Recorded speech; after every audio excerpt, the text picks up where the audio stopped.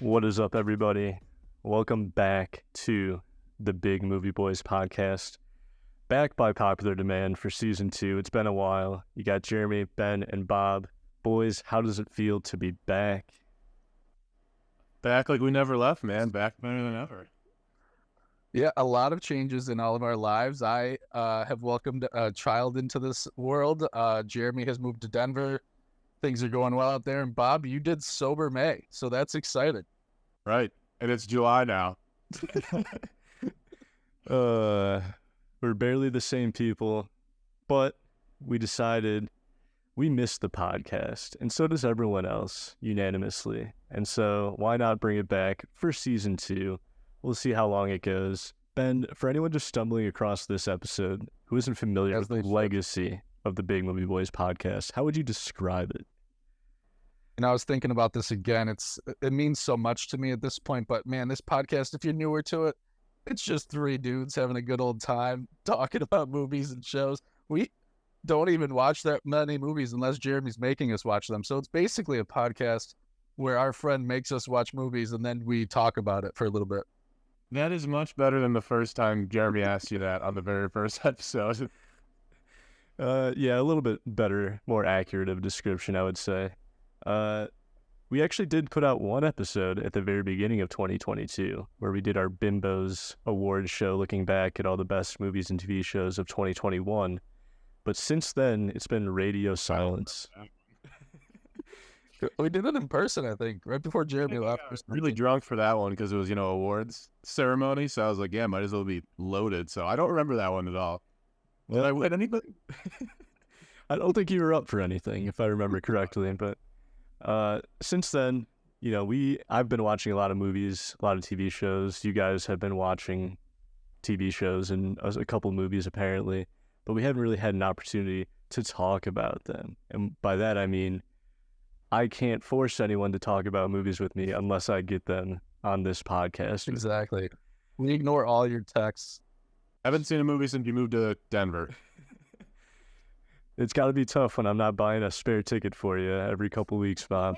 No, I will be honest, that's the biggest thing that sucks about you not living here anymore. I don't see any Marvel movies anymore.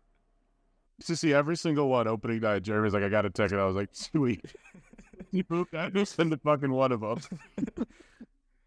Well, we're going to remedy that a little bit here. We're going to talk about all the best TV shows and movies that we didn't have a chance to talk about from 2022 as our kind of kickoff to Season 2, 2023 version of the Big Movie Boys podcast. Just kind of in general, obviously we weren't doing the podcast. It doesn't sound like you guys watched maybe as many movies or TV shows, but how much did you say you guys watched? What was your kind of consensus for the year overall for both TVs and movies? I'd say there's some good stuff out there. I don't know. Like I said, I didn't see that many movies. Definitely focused more on TV shows this year. And if it was a movie I was watching, I was more than likely watching it at home on some type of streaming service. But I'd say there's some good stuff. More stuff I'm excited about that's coming, in the later half of the year for sure. But I would say pretty strong start to the year. Yeah, I was more like 50-50, I'd say. But my thing was I was watching old movies for the most part. I went back and started all the old Pixar movies just from the beginning, and I got to Cars 2 and I did not pick that back up. But yeah, unless Jeremy's making me go to a movie, I can't get myself to purchase the $20 ticket now. So the only newish movie I saw was Banshees of Inisherin, but I didn't even go and see that one. So I just saw that on streaming too. So it was mostly TV shows for me for newer stuff. But otherwise, yeah, I did go 50-50 with movies though. So me and Ben haven't watched any movies. I wonder why this podcast took a 2-year break. Well, that could have been one reason for sure. I'm going to say that you guys missed out because, in my opinion, 2022 was an exceptionally good year for movies and for TV shows as well. When we started the podcast, April 2020, the heat of COVID, some might say. Simpler times. Yeah. So there weren't very many new movies coming out. Obviously, movie theaters were shut down. There were still some shows coming out, which kind of got people through that early lock-in stage. But I think we really benefited in 2022 from a lot of those projects being pushed. So it felt like we kind of got 2 years worth of good movies in 1 year. So I actually think it was overall a pretty exceptional year for movies. I went to the movies a lot since we all kind of decided that COVID wasn't a thing anymore and theaters were open.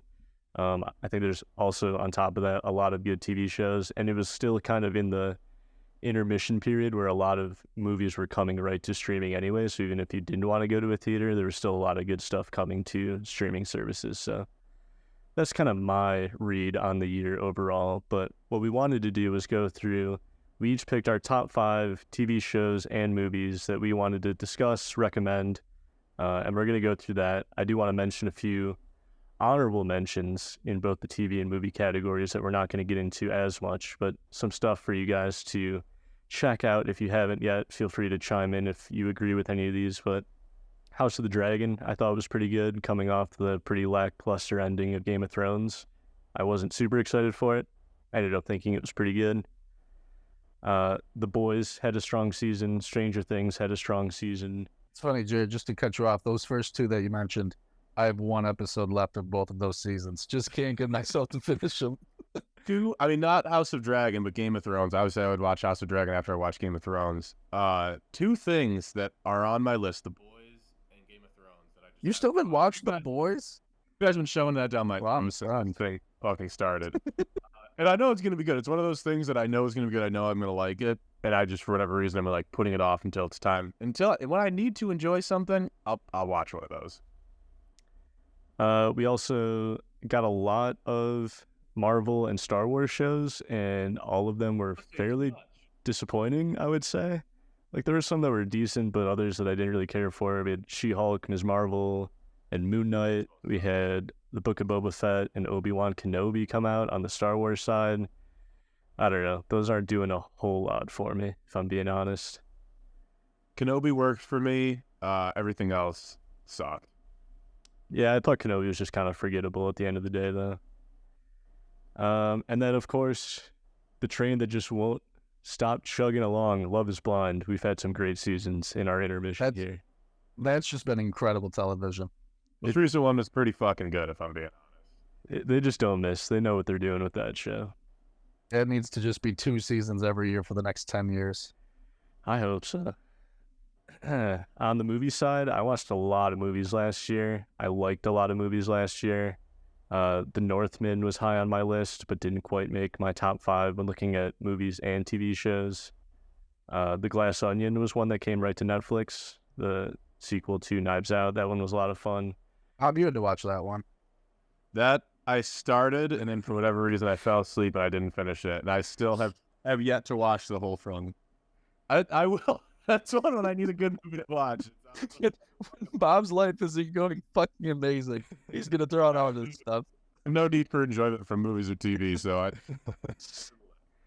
I think the last movie that came out, like right when we stopped recording, just about, or maybe it was a little bit after, I can't really remember, was The Batman. That was a really good one that came out, I think right before I moved, so it might have been right after we did our bimbos. Obviously, a bunch of Marvel projects with Black Panther, Thor, Love and Thunder, Doctor Strange, Multiverse of Madness. We'll probably talk about Marvel in a later episode. But some other ones that I wanted to throw out there that it sounds like you guys haven't seen that I would definitely recommend. Nope, the Jordan Peele movie. I like that one a lot. Bullet Train, I believe, came right to Netflix, and that was a fun... Oh, that one, yeah, that's a good one. That one was certainly enjoyable. Prey, it was one that came right to Hulu. It's a Predator sequel. Movie with commercials. Do people watch Hulu still? It was exclusive. Not to spoil it, one of my top 5 proper things that I watched last year is a Hulu original. Okay. Wow. I know. How progressive of me. What about, might as well be Quibi. Right. Oh my fucking god, I forgot about it. Just to knock out a few more that were good. Avatar: The Way of Water came out last year. Weird, the Ellie Yankovic story, a Roku exclusive, was actually pretty enjoyable. That one surprised me. The Unbearable Weight of Massive Talent, if you like Nick Cage, definitely worth checking out. Jackass Forever, well, maybe the last movie I saw with you, Bob. I think that might be true, yeah. We were drunk too, right? Oh, yeah. I think before. That was fun. And then the last one I'll shout out, I saw some others that I didn't necessarily love, but one that I know at least Ben saw and we talked about a little bit was Don't Worry, Darling. I still stand that the hype and controversy in like the press tour leading up to that movie was more entertaining than the movie itself, but still a decent movie. Fell flat, but I do love that movie. It was like more like a Black Mirror episode than anything. It was still good though. It was decent. Jerry, you liked Avatar though, Way of Water? I thought it was just the same movie again, just with water. No, I definitely liked it. I know a lot of people were saying like the story was underwhelming or whatever. I think the story was more than passable, and visually, like seeing it in a theater, I've never experienced visuals like that where That's probably a good point. it literally felt like I was looking through a window into another world, into another It's planet. probably different when you watch it in 4 sittings and 1 in the morning, 1 at night on your TV that's 15 feet away. I'm pretty sure I told everyone, don't even bother watching it if you're not going to go watch it in the biggest theater possible. That's the main reason I haven't seen it yet, because I have no one to go with, and it's on Disney Plus as we speak. And I'm like, let me watch it, but then I just know that the biggest selling point for this movie is the visuals, like you said. And I don't even know, it's probably still in theaters, but they're gonna re-release it 50 fucking times. Rob, I don't know. Put that right on your phone, crawl under the covers, and just enjoy it. That's true. I could get some good enjoyment out of my phone on that one. Screen cracked right down the middle. I'm sure that won't affect the fucking viewing experience. Yeah, that one was certainly worth watching in theaters. Can't say what the Disney Plus version is like. Haven't rewatched it since, but that's just kind of all the movies that I watched, more or less, that I would recommend watching, and TV shows. Now we're going to get through our top 5 lists. Bob, do you want to kick us off with your first one that you want to talk about? I do. I have no particular order on these. There's also no movies. I apparently only watch TV, so. But I have one that I think to both of you, I have convinced myself that both of you watch this show, and I don't think either of you watch it. I think I've had multiple conversations when I've been drinking about this show with you guys, and you're like, dude, I don't watch that show. Ted Lasso. I was going to say, it has to be Ted Lasso. You've had a full conversation with me about it. And then you're like, dude, I don't watch the show. I was like, what? What are we talking about then? Yeah, season 3 just wrapped up, like actually just a couple weeks ago. But yeah, I've been paying for Apple TV Plus for a couple of years now. Never watched anything on it. Always shocked when I go to log in and they're like, oh yeah, you already have an account. You're already paying for it. But yeah, I watched the first 2 seasons. There's about 10 episodes a season. They started out with each episode being about like 30 minutes long. So like you put down season 1 and most of season 2 like really fucking quickly. Like I caught up basically within like a week. And then I was watching the weekly episodes that came out. And it is, 1, really fucking funny. Like absolutely hilarious. And 2, like also possibly like the saddest show ever. Like some of the things that happen and some of like the situations that they address are like, wow, like they're not tugging at your heartstrings, they're like ripping them in half. Like it is really, really good. I say it's very hyped, and I think the first 2 seasons are really good. Season 3 might falter off a little bit, but it's super hyped up. I think it's worth the hype. I don't know. Would you guys ever even watch it? Jeremy, do you watch it? I think I've asked you like 4 times, and I never know if you do or don't. I watched the first season back when we reviewed Cherry, and I thought it was coming out a week early, so I started my free trial a week early and just had a week of Apple TV Plus and nothing to watch. I did watch the first season. I didn't love it. It certainly wasn't my thing, and I never went back to it, but I know that everyone else on the planet seems to love it, apparently. That's because you don't like soccer though, right, Jer? That's true. I was confused by the rules of the game and couldn't get into it. Yeah, the soccer aspect isn't really that important in it, but I don't know. Jason Today is legit. Like I don't think I've only. He's fun to watch in anything, yeah. Yeah, like I don't know. We're the Millers might be the last thing I saw that he's in. You know, That's a good movie. So He was when I last watched SNL, he was still on it. yeah, it's quality though. But what about you guys? Who's got another good one? Are we gonna go round robin or are we gonna go straight list? We can go round and round. Ben, have you watched Ted Lasso at all? Or is Bob just making No. that up? Okay. I haven't logged into Apple TV Plus since watching Cherry, so Ben's dad has watched Ted Lasso though. Me and him had a great conversation about it one time. they love that show. They tell me to watch it more than you do, so Maybe eventually. I think it's because they tell me to watch it. I'm like, I can't do it. My first one I'd go with was the final season of Better Call Saul, which wrapped up probably one of my top 5 shows of all time. I've since watched The Wire, so I think that might have like kicked it out. But season 6 was just so good. It was such a good wrap up. Jay, I know you love it just as much as I do. I think I finally talked you into watching that show, so it's one of when you finally get someone to watch it and they love it even more than you do, it feels good. So Bob, I think you're gonna watch that in about 5 years when life's really hitting you in the balls. But it was There's so many things I want to watch. Every movie Jeremy named, I was like, fuck, I did want to watch that. I haven't seen it. Better Call Saul. I mean, I did rewatch Breaking Bad recently, and it just made me want to watch Better Call Saul. I was gonna love that you committed to that. No, this is the thing. I was gonna watch Better Call Saul. I was like, okay, let me finally watch this. And I was like, wait, well, let's watch the first episode of Breaking Bad. Like, let me reintroduce myself to the world. And then I ended up just watching Breaking Bad. Yeah, I basically binged the first 5 seasons right before season 6 started. And then over the course of season 6 coming out week to week, I also rewatched Breaking Bad, like in between. And yeah, I finally caved, finally took Ben's advice and watched it. And I don't know if I can say it's like better than Breaking Bad, but it's such a weird show where they're so like closely intertwined where I think it makes Breaking It's like the Bad scope better. of it. Yeah. And it just, the 2 projects together just kind of elevate each of them. And I think it's, as a TV cinematic world, is one of the more impressive things that I've ever seen. I would lean towards Breaking Bad being Better Call Saul being even better than Breaking Bad. Particularly, I think that final season was like one of the best seasons of television I've ever watched. See, this blows my fucking mind because whenever people tell me this, I'm like, Breaking Bad is like top 2 or 3 shows for me. So I was like, how the fuck can there be something better? And I feel like it's almost a consensus. Everyone I've talked to that's seen both is like, I actually like Better Call Saul more. And I'm like, that's because they're trying to get you to watch it. But it is all together. It's so good. But yeah. I think I would lean towards Breaking Bad being a little better. But yeah, the scope of it, like you said, Jared, just being together kind of elevates it and makes you want like other great shows to like take chances like that. Like now I just want Succession to somehow do that and just make a world with like Greg and Tom, things like that. Just other great shows to kind of take that chance.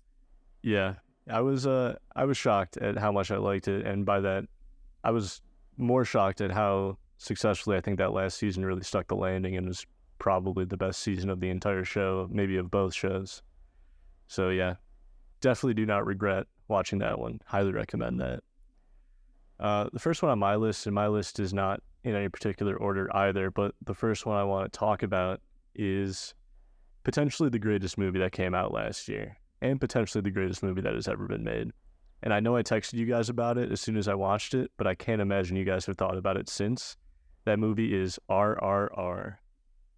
I was going to say, Bob, do you even know what he's talking about? I had a feeling once he gave it that sort of intro. I thought he was going to be some shit movie or like something else, but yeah, I'm never going to watch this. I think he's flat honest with you. I'm doing some good things. Doing yourself an absolute disservice because it's an Indian film. I'm going to give you the low points that will deter you guys from watching it first, even though these are not actually low points in the movie. It's an Indian film. There's a fair bit of English dialogue spoken, but a good majority of the movie is subtitled, and it's 3 hours long. Let's just get past that, okay? Because tell me anything else, buddy.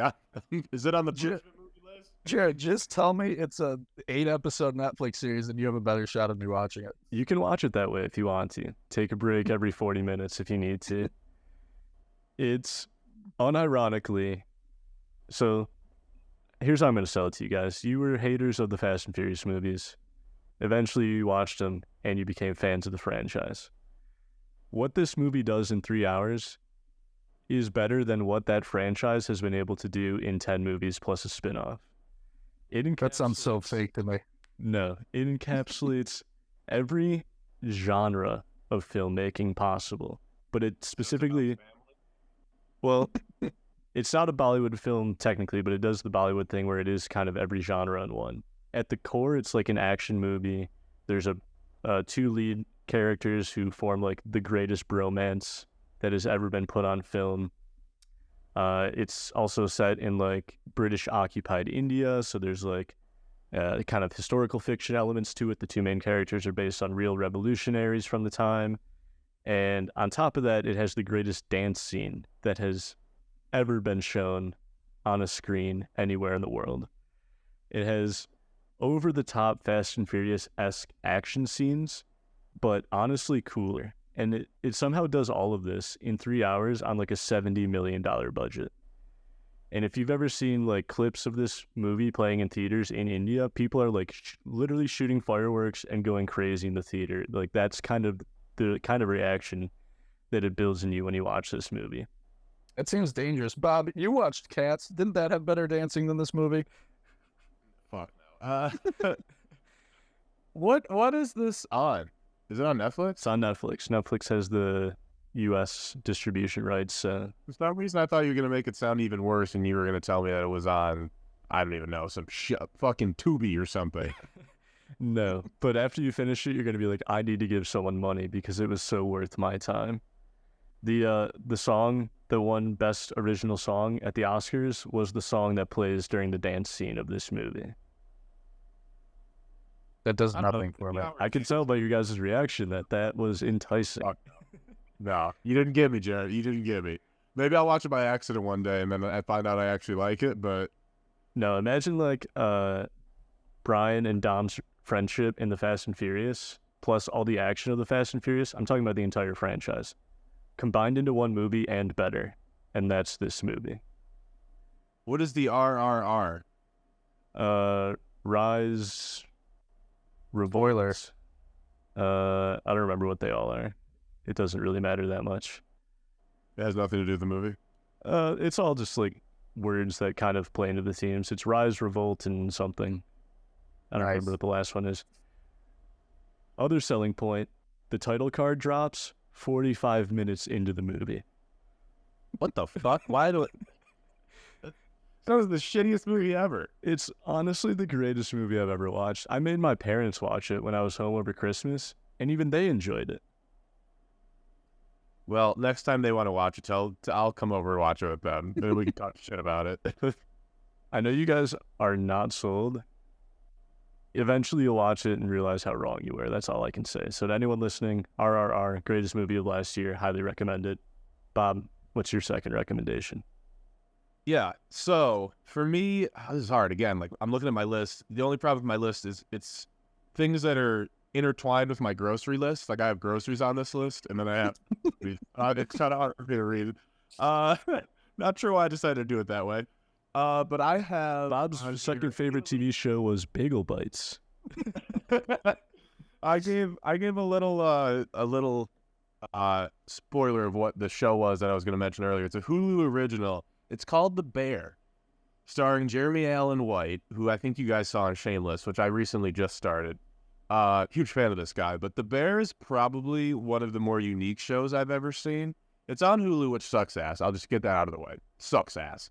Hulu is definitely doing something different with it, though, where there is less commercials than if you watched another show. Like, sometimes you'll watch an episode. The episodes are like a half hour long. There's like one commercial. Wait, they're a half hour? Oh, I've been wanting to watch it because I hear great things about season 2. And I've been convinced they were like an hour. And I'm like, I don't want to start it yet. Oh, dude, they're like a half hour long. It's super easy watch. And Hulu definitely has less commercials. I think they know that more people are watching this because it's like becoming a more popular show. And I think maybe they were just thinking the commercials might turn people off. I have no idea. But for example, there is one episode in it that, and then just to tell you what it's about, it's basically about a guy that's like a 5-star chef. Somebody passes away in his family. That's not a spoiler. That happens in the first 2 seconds of the show. Somebody passes away in his family, and he inherits their restaurant. However, it's like a Italian beef sandwich restaurant in Chicago, so it's like not fine dining. This guy is like a really high-level chef, so he takes it over, and he makes all these changes, and he does all this, and he's going through a lot of stuff. There's a lot of trauma and things that are going on, and it's very emotional. But basically, at the end of the day, he's trying to run this restaurant, you know, kind of in the memory of his family member that passed away. He's trying to turn it into a more fine dining restaurant. And basically a bunch of anarchy ensues. I've read stuff about it that if you've ever worked in like the food service industry, it's a super accurate portrayal of what that's actually like. It really reminds me a lot of like Uncut Gems where there's just shit fucking happening. Like, every scene is just like there's people arguing, there's like people are arguing here, and then in the background 2 people are arguing, and then like at the end of the day, like there's like a ticking time bomb going off. Like it's nuts. Like each scene that happens is just so fast paced and so chaotic. It's just really, really crazy to watch. But the episode that is the best episode of the series takes place. It's shot like it's one continuous shot from start to finish. Basically, a bunch of orders come in and they have to fill the orders.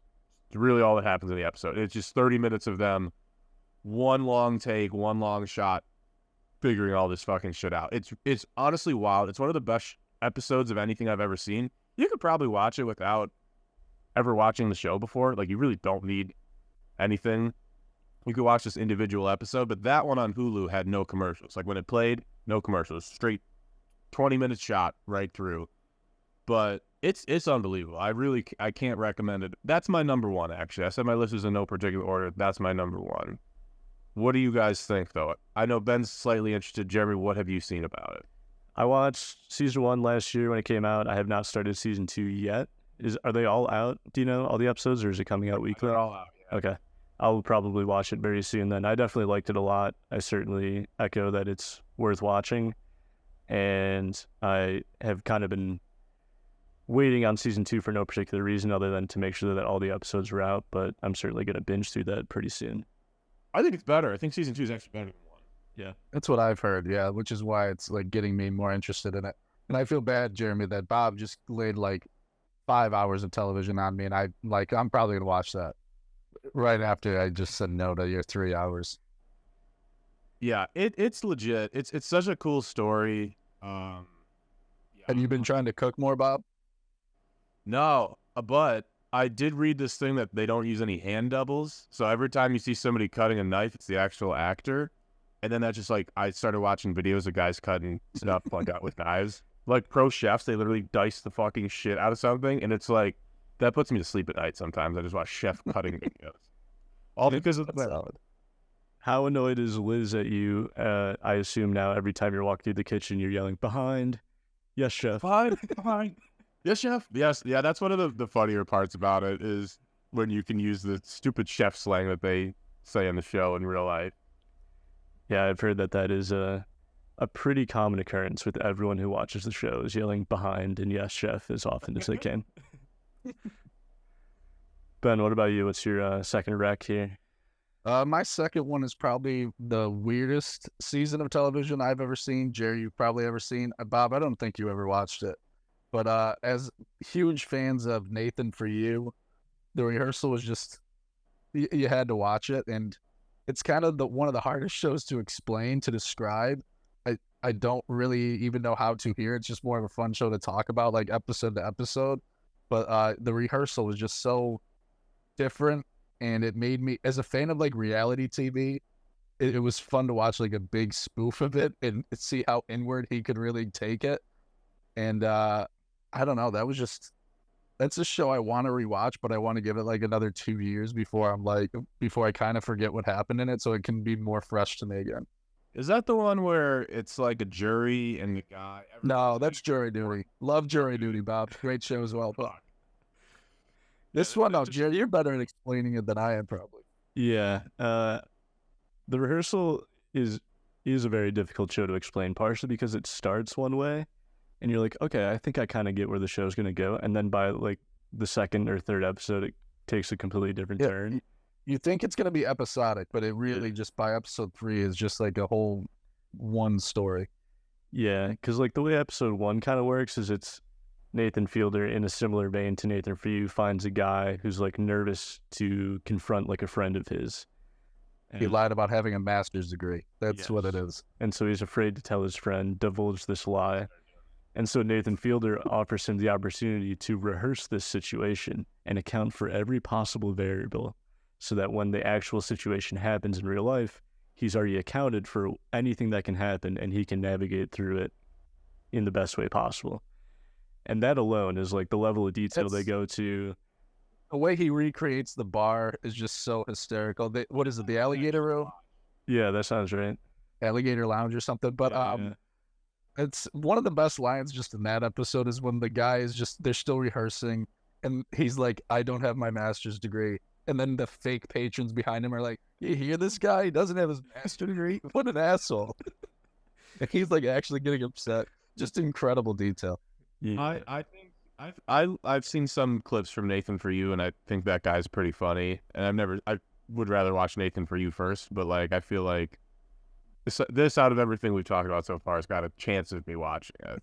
Yeah, and the way it starts out, it does feel like a more like personal Nathan For You kind of thing, where it's like him trying to help someone get over like some sort of personal hurdle. But then it turns into like him trying to help this lady like prepare for motherhood and like having a family and stuff like that. And that's where it kind of Goes off the goes rails. into a longer arc that spans multiple episodes and gets crazier and crazier just on that plot line, along with a few other things happening in the background as well. But yeah, easy rec if you like Nathan For You. You're definitely gonna like this show. And again, it is Bob, you'll difficult to like it. describe, but it is incredibly funny. Are you sold, Bob? I think I am. I do think out of everything we've talked about so far, this might be the one. But you know, we do have a couple more things though, so who knows? This might get pushed to the back of the line. We do. Well, I can give you my next one here, and that's going to be Everything Everywhere All at Once. I don't know that I need to describe this one too much. It won a lot of Oscars. I think it had a lot of buzz when it came out. This is the first movie I actually saw in theaters after moving to Denver. Before it had a wide release, they did a limited IMAX release, and I was actually right between two different theaters that were showing it in IMAX, so I was like, oh, I'm going to take advantage of this, because I don't think it was showing in Buffalo at the time. I'm like, oh, okay, let's take advantage of moving out here and go watch it. I thought it was awesome. It kind of beat a lot of other people to this kind of multiversal kind of trend that we're seeing in basically every superhero franchise at this point, and did it incredibly well in a very unique story with a lot of great actors and a lot of very silly, over-the-top kind of visuals too. So obviously it's gotten a lot of praise already. I don't think anyone's going to be persuaded by my words on it, but it's definitely one that I would recommend seeing if you haven't. This movie is going to do the exact same thing that Parasite did a couple years ago for me. I saw Parasite win all the fucking awards, and then I was just sitting there like 6 months later, and I saw it on like Amazon Prime or something. I was like, fuck, that was really good. I remember it won a bunch of awards, and I watched it, and it blew the fucking roof off of my fucking house. It was so good. And I have a feeling the same thing is going to happen with this. The day that I'm sitting there and I see Everything Everywhere All at Once is on a streaming service, and I was like, fuck, you know, maybe I will watch this right now. Fucking roof is going to come off my house again, and I'm gonna end up really liking it. So yeah, I know I will watch this at some point, and I also have a feeling that I'm going to greatly enjoy it. Yeah, this is one I'm not like too worried about even being overhyped. Like I know it's been great because it did win Best Picture, right? Right. So, like yeah, won like everything. But so I'm not too worried about it being overhyped though, just because I like movies that aren't superhero movies that take chances like this. And I don't think it is on anything yet though, right? Are they just I think waiting for it to Showtime? see? That's our issue. Don't have Yeah. to. They're not paying for that. Yeah, most A24 movies are on Showtime. I believe it's on Oh, okay. Showtime, or at least it was at one point. Need that to trickle to Netflix so I can eventually watch it. Yeah, I do think it would probably have more people watching it on streaming if it weren't on Showtime, which is one that I don't pay for. So I haven't seen it since I saw it in theaters, but I would definitely like to rewatch it whenever it does become a little bit more available. But Bob, what do you got for your next recommendation here? So the next TV show is one that I think, Ben, you might have watched, but Jeremy, I have no idea if you watched it. It came out. It didn't come out in 2022. I think the last season was prior, but it's Winning Time on HBO Max, now just Max. Season 2 comes out in August, and I really, really liked it, and I'm not sure why. I don't know. I like old like sports documentaries and things like that. I like the whole like 80s aesthetic of it. I think John C. Reilly playing Dr. Jerry Buss is a really strange casting, but then he ends up being really good at it. And kind of from the jump, I liked this show. I remember seeing the commercials for it and everything. I was like, oh, you know, it looks pretty interesting. I don't know, like the 80s Lakers, like that seems like an interesting thing to put to a TV show. And it totally delivered for me. I liked everything about it, like start to finish. There wasn't really any bad episodes for me. I was basically engaged the entire way through. The only problem was, I mean, I didn't know who won the fucking NBA championship in 1980 off the top of my head. So I'm watching this thing, and I'm just trying to figure out. I was like, fuck, are the Lakers going to win? Like, what's going to happen? And then I would fucking look up the results from, like, old games, and I would rip this fucking show for me. But I imagine if you were able to... Spoiler alert, 43 years later.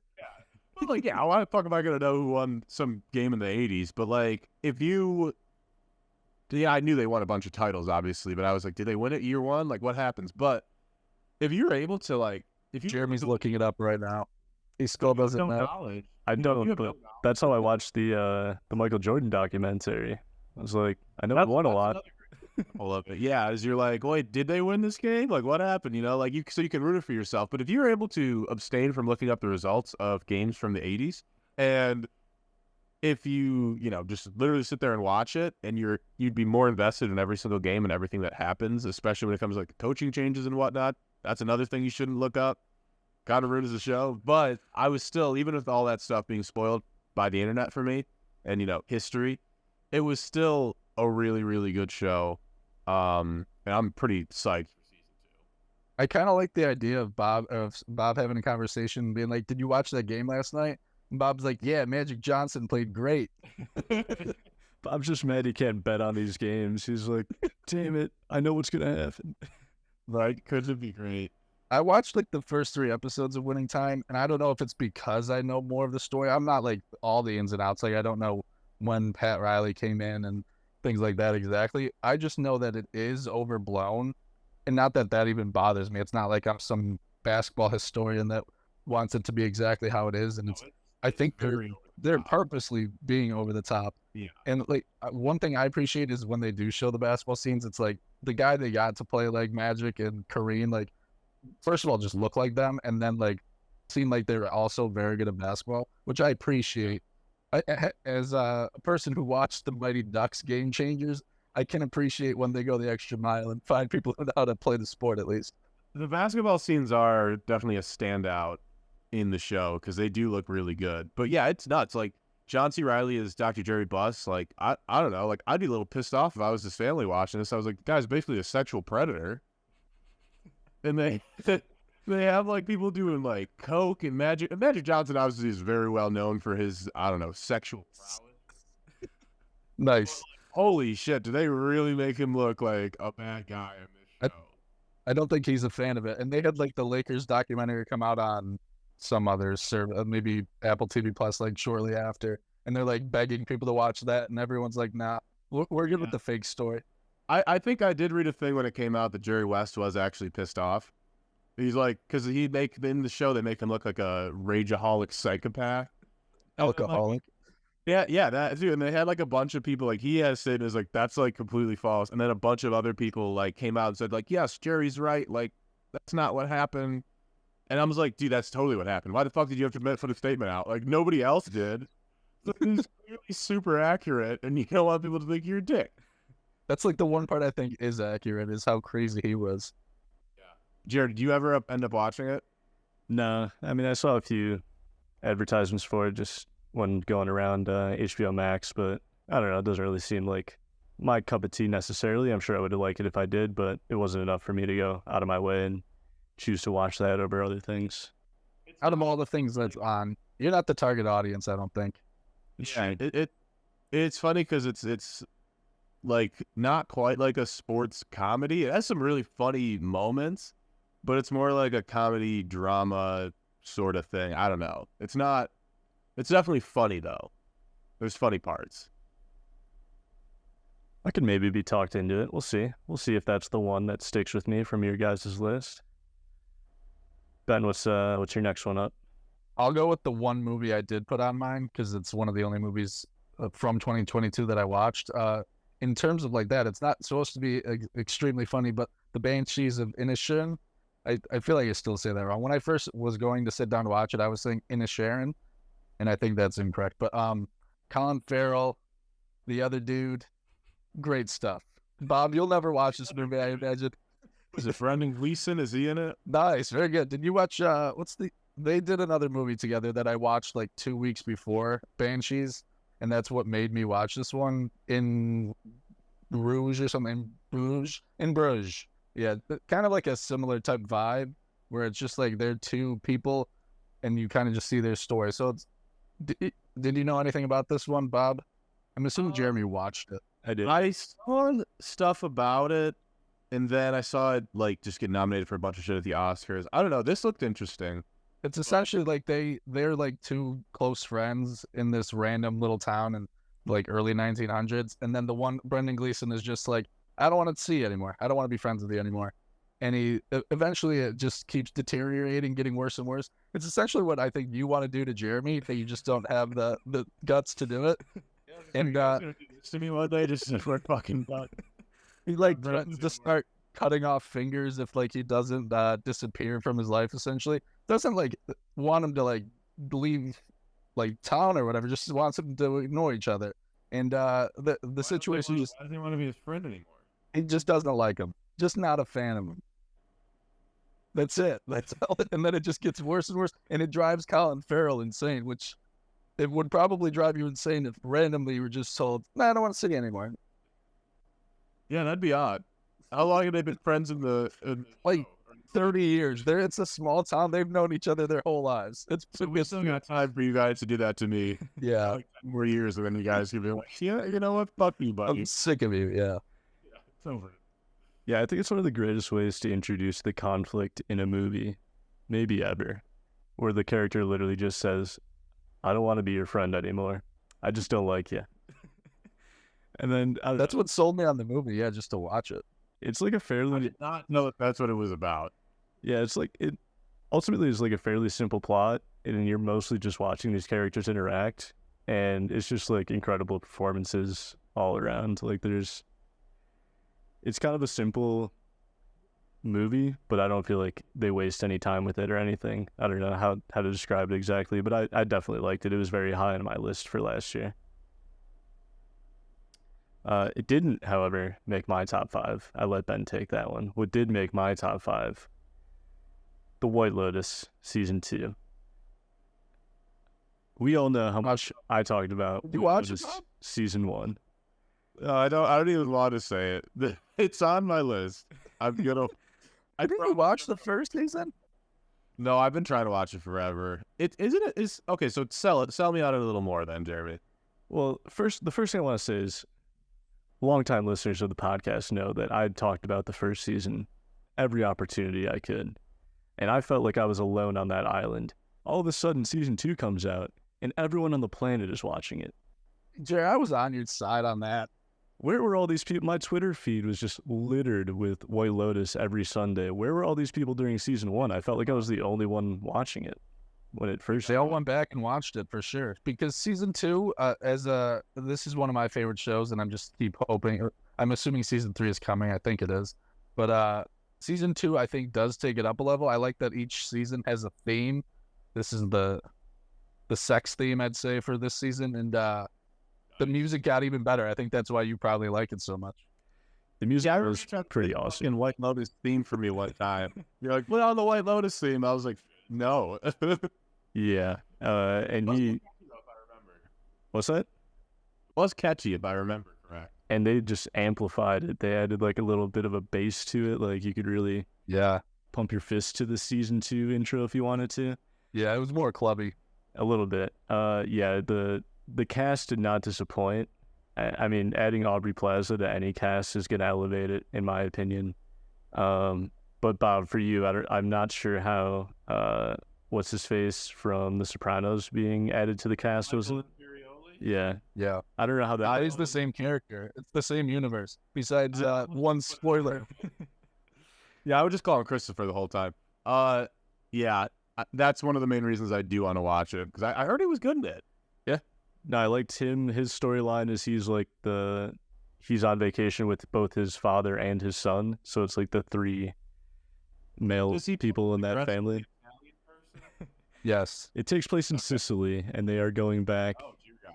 And he fools around with a prostitute. It's some good and clean family fun there for you. It literally is Christopher? Okay. It feels like it.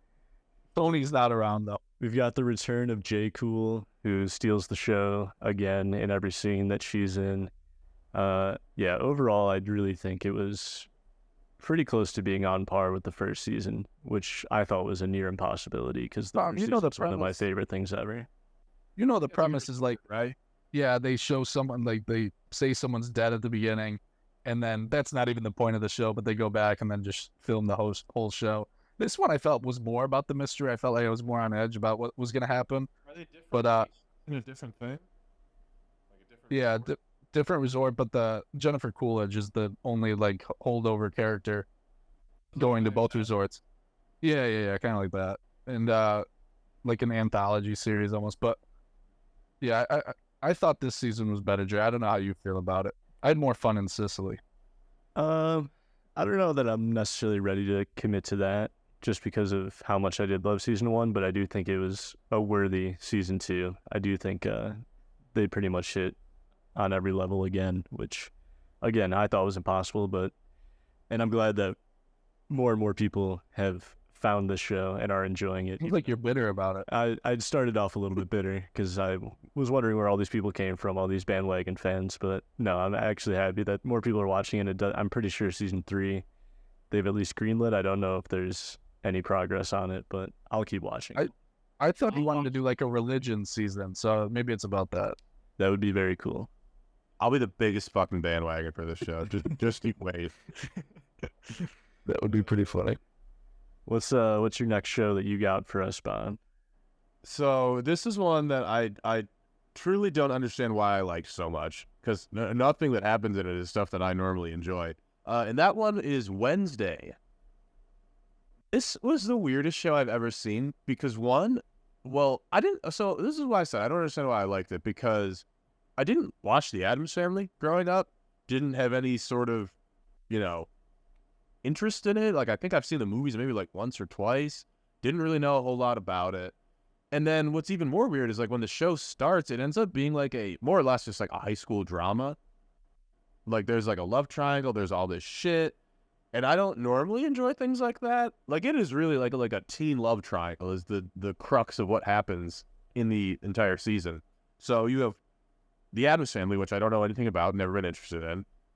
Teen love triangle, don't know anything about that. And there's kind of like a murder mystery type of thing mixed in there. It's a lot of stuff going on, and as I'm watching it, I'm like, I don't understand why I'm enjoying this. I was like, this if you just explain to me what's happening in the episode, I was like, that sounds fucking stupid. But then I'm watching it, I was like, oh, hell yeah. Like, I'm getting more and more interested, like, every single episode. When it was finally done, I was like, fuck yeah, that was sweet as hell. And it broke, like, every Netflix record for, views and streams and whatnot. And when I was watching it, I was like, I'm probably the only fucking person watching this right now, right? And then, like, when I finished it, I saw that everybody in the fucking world watched it. And I'm like, what the hell is happening right now? It kind of felt like Avatar in 2009 where, like, every person saw it, but then nobody actually saw it. Did you guys watch Wednesday? And what did No, never going to either. Where the fuck are all these numbers coming from then? Because I don't know one person that's watched it, but apparently the entire world did. Yeah, apparently I'm one of the 10 people who hasn't watched it either. I don't know. I heard all the same stats and everything, and who knows? Netflix can really release whatever stats they want, but I pretty much got the same synopsis that you just gave, and you're still not selling me on it. Like, it doesn't really sound all that interesting. But I couldn't even sell myself on it, and I think maybe it's because of Jenna Ortega, she is electric. I will give you that. She's got screen presence. She is, I don't know what it is, hard to keep your eyes off her when she's on the screen. So I think she's really what's selling it. And I was like halfway through it, I was like, if there's somebody else playing Wednesday, this would truly suck ass. Like, I think she is really what saves it. And it's the biggest thing is it's not anything you haven't seen before. It's a murder mystery type of thing. It's a love triangle type of thing. Like, you've seen all of this stuff before. And I really do think the twist, because yes, there's a big twist. It was kind of telegraphed too much. Still, I was like, when you got the reveal, I was like, oh fuck yeah, like I knew it, like I was into it. I just don't understand who else watched this show besides me, because I've never met another person that has. It's good though. I think if it was like Halloween time and you guys are looking for something to watch from the start, it's got that spooky vibe to it. I would recommend that, and I think you both, I think, could get into it pretty well. I think you would both enjoy it and not regret your time watching it. Yeah, I won't say I'll never watch it, but I don't know. Maybe I'll see how the reception of season 2 goes. I've never seen Jenna Ortega in anything else. Like, I know she's in those Scream movies, the more recent ones. She's in You too, which I had to watch for some reason. Don't recommend that. Yeah, I saw that. That was fucking sick as hell. Is that the one that they just removed off Disney Plus? No, this is one where they like film a porno. And it's like, it's basically Texas Chainsaw Massacre, but with old people. And the old people kill them.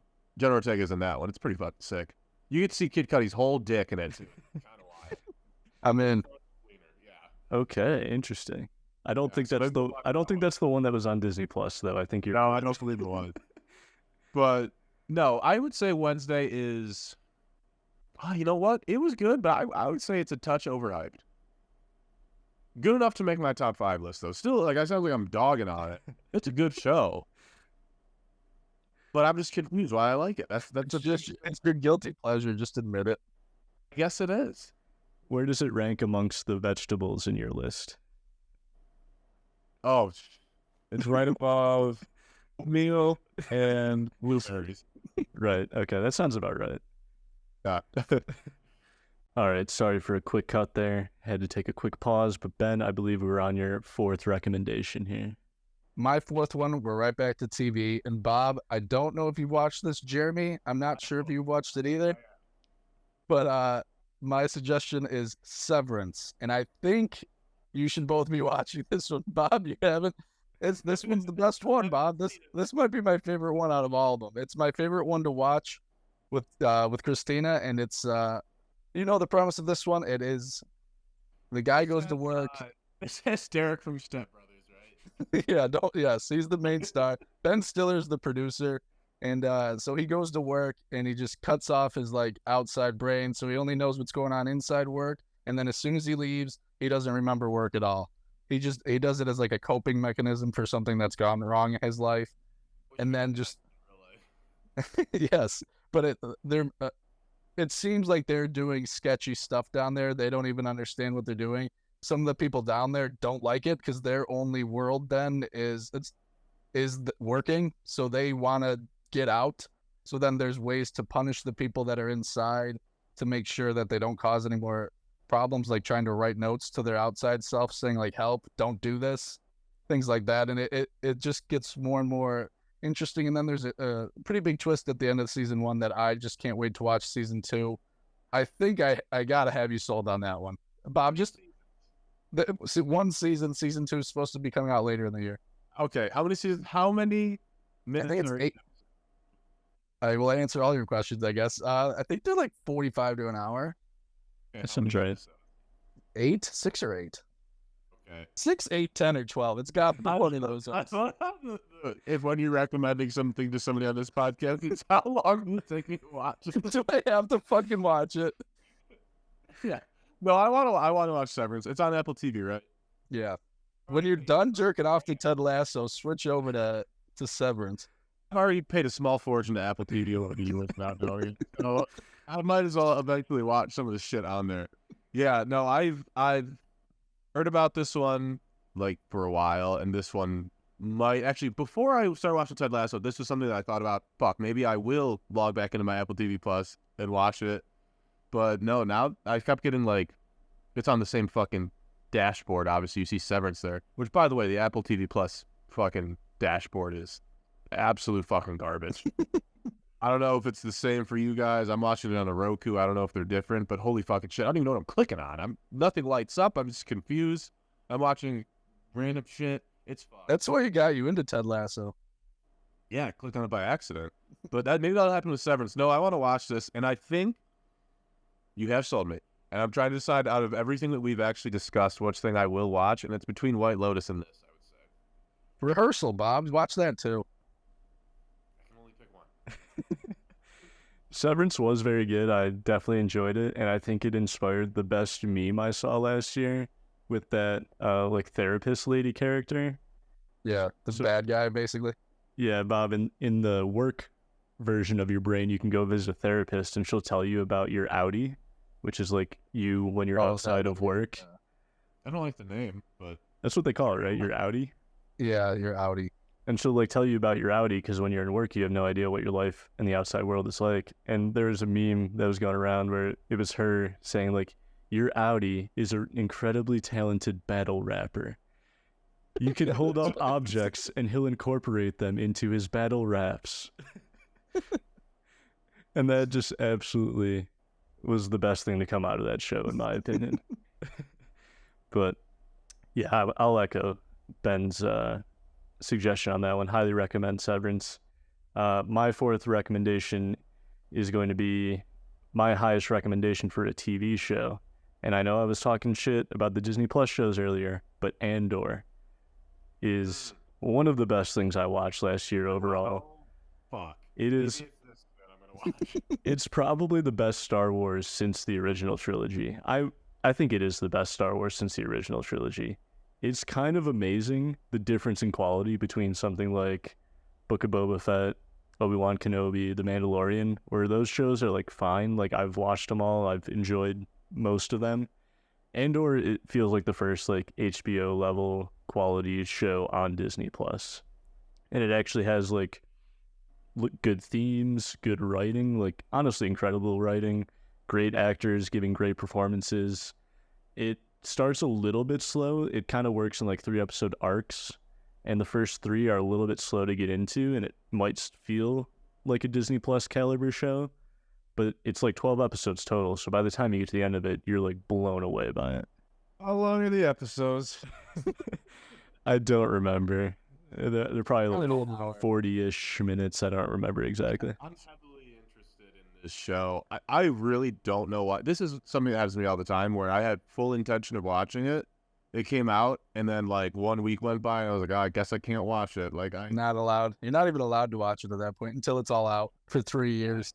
I do this shit all the time. I did it a lot with a lot of the Marvel shows where I was just like behind on them. Maybe it's just Disney Plus does something to me, but like I don't know. I need to fucking watch this thing. Yeah, like I said, it blew me away, the quality of it compared to the other shows. Like, yeah, I think it made me dislike the season 3 of Mandalorian that came out after Andor even more, because I was just like, I know how good a Star Wars show can be now, and the other ones just don't hit at nearly the same level. So as far as TV shows go, I think that's one that might have fell under the radar, understandably, for people who are a little burned out on Star Wars in general or Disney Plus shows, but that one is the exception to the rule.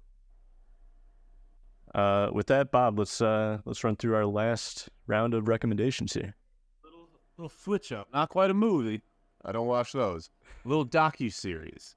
Full Swing on Netflix. Either you guys check this out? I have not. This is fucking sick as hell. It's basically a behind the scenes. It's kind of like there's a similar thing that they did. The Formula One, yeah. Yeah, I forgot what that one's called, but it's the same exact premise. It's behind the scenes. It's following all these pros around.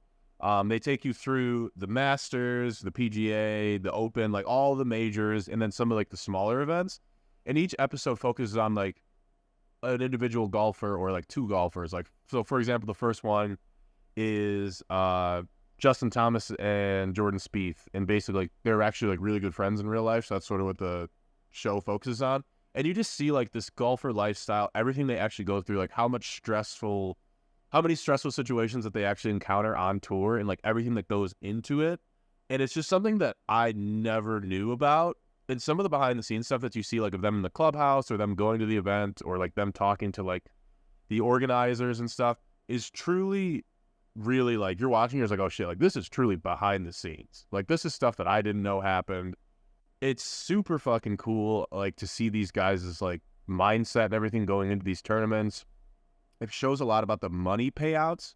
So like, for example, you have these top tier guys that make a ton of money and they are always finishing in the top 10, but then they have a couple episodes. There's this one guy, kind of went viral. His name's Joel Damon, because he sucks. I mean, like he's not good. Like they focus on this guy that is really not good, and he had to qualify for the US Open, and he went to this event, and it was his last chance to qualify, and he had a break after his front 9, and he said that he wasn't going to make it, so he went and got a couple beers at the clubhouse, got drunk, played even better on the back 9 as of qualifying, and then at the US Open, he like was leading after 2 days.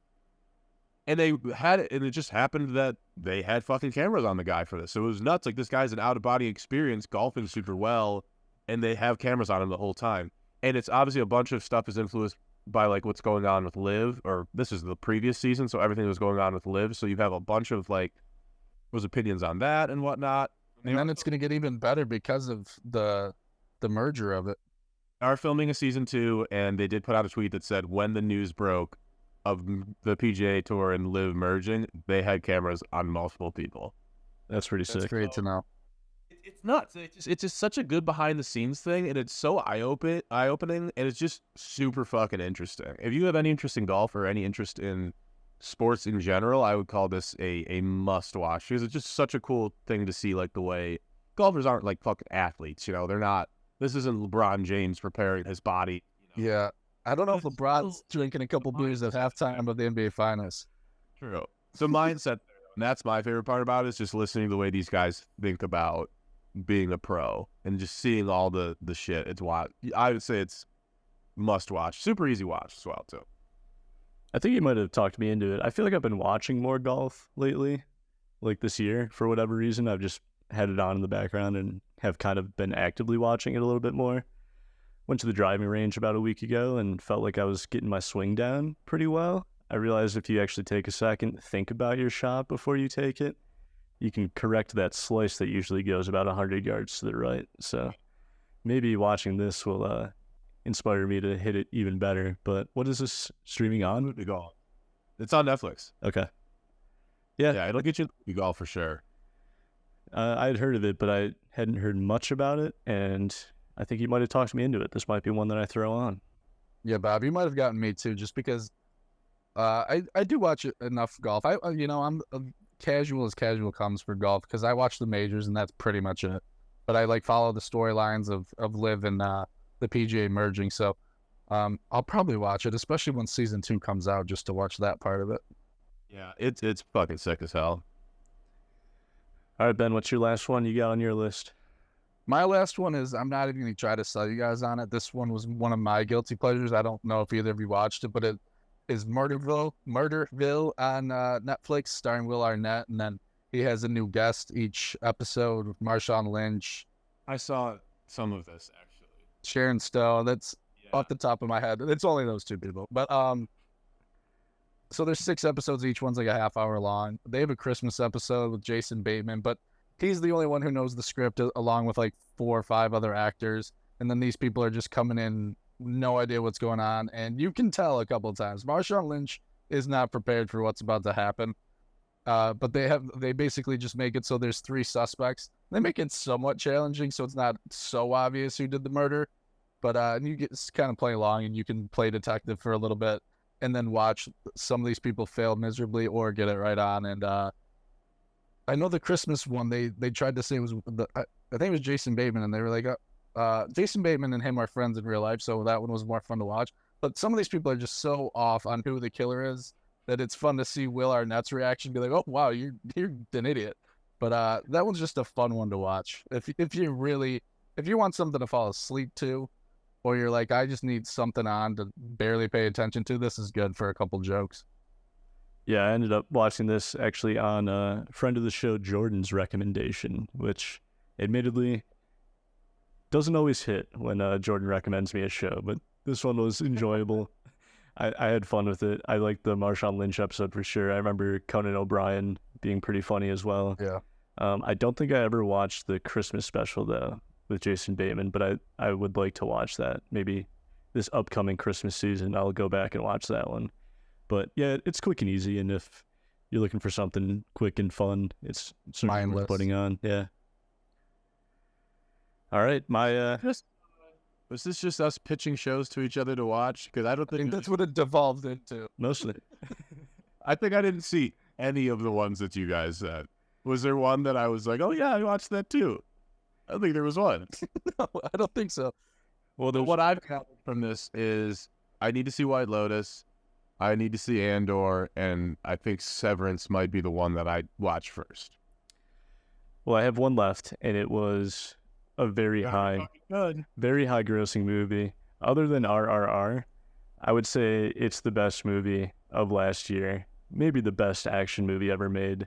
Certainly more approachable than RRR. That is Top Gun Maverick. holy Christ, was this an incredible movie, incredible theater experience. I think I've watched it like once a month since it's come out. I have it on Blu-ray. It's streaming on Prime right now. On top of it just being an incredible movie. Like, I like the original Top Gun fine. I think this one exceeds it in every way possible. It is incredibly, incredibly thrilling to watch from start to end. I watched it for the first time at an AMC Dolby Theater, which is like an incredibly, basically IMAX screen, incredibly loud. And so when the jets are taking off and firing, it's like shaking your seat with how loud the theater is. And that was just a great way to watch it opening night. A couple weeks later, I watched this movie at a Regal Theater in 4DX, which they basically turned the movie... He was on the plane with Tom Cruise. I felt like it, because they turned the movie into a roller coaster, basically. The seats you're in are moving. There's air effects. There's water effects. There's like vibrating seats. You get splashed with water. There's water, literal water effects. Any liquid on me. There's smoke effects. There's strobe effects. And it's all choreographed with the movie.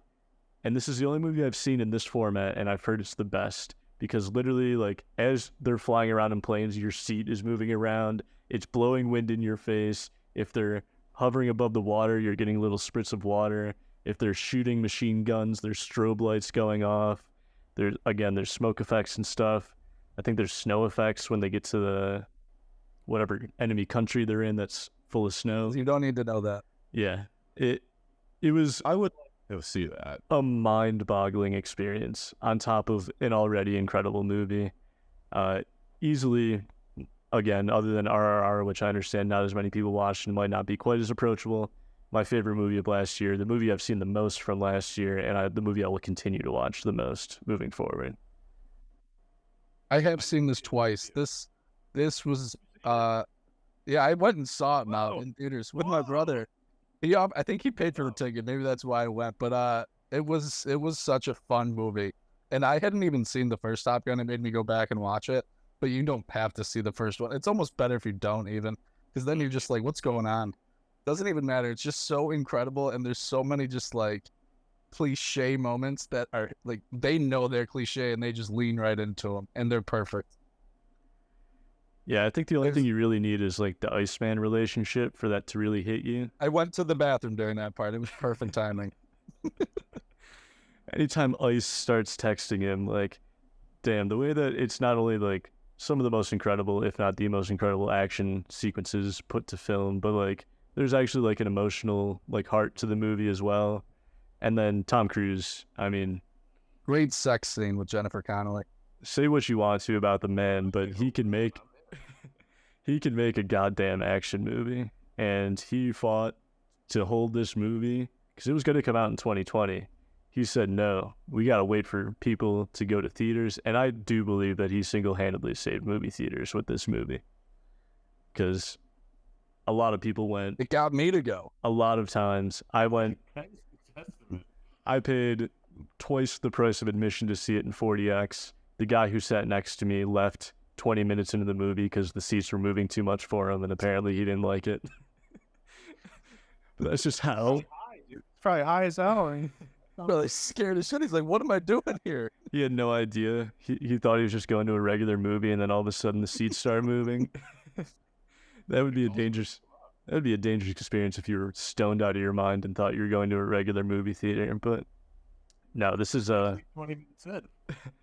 This is an all-time for me. Incredible movie.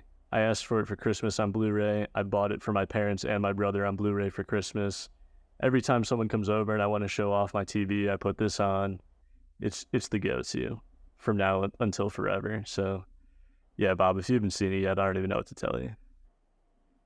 I don't know why I haven't, and I wish there was one of those theaters around us where I could see it in that format. But I'll come over and splash water on you, Bob, while you watch it. No, just blow on me, like shake your chair around a little bit. Well, that's going to do it for our 2022 recap for our first episode back of the Big Movie Boys podcast. How we feeling, boys? How's it feel to be back? How's it feel to be recapping 2022? Are we looking forward to the future and the rest of 2023? It feels like we never left. It really doesn't. I feel like it's almost like we did this last week, you know? It really feels like we did it last week. No, it's great to be back. It honestly is. I hope this is a good listen for people. I promise you I will actually watch some of the things that have been recommended to me, and I'll report back to them next week, possibly. I was going to text us right after this and say I'm not doing another one of those. It's just all fake there. I just know, listening to this podcast, trying to take it in, we used to drink way more during these things. Doing this sober, I've learned maybe we should be the big TV boys instead of the big movie boys. But, Watch movies and TV. What are we talking about? But no, it's still been fun to get back. Jared, I'm excited for you to come back to Buffalo and bring all your shit to record so we can do one in person too. We'll have to make that happen. Assuming we're back next week, I think we're going to do the halvesies and talk about all the stuff that we missed in the first half of 2023 now that the year is half over. So give out some awards. It's always... We'll see. It'll be great. We'll see if anyone on this panel has seen any movies in the last 6 months. Doesn't sound promising based on that reaction. So I didn't get any, but I haven't seen shit. Bob, what's your excuse? Oh man, that was a funny one, right? All right. Well, if you enjoyed this episode, you can listen to it on podcast services. I should have said this at the beginning, but we're recording video now, so you can watch that on YouTube. Tell a friend, tell an enemy, do whatever you got to do. But for now, that'll do it for this comeback episode, and hopefully we will see you next week. See ya.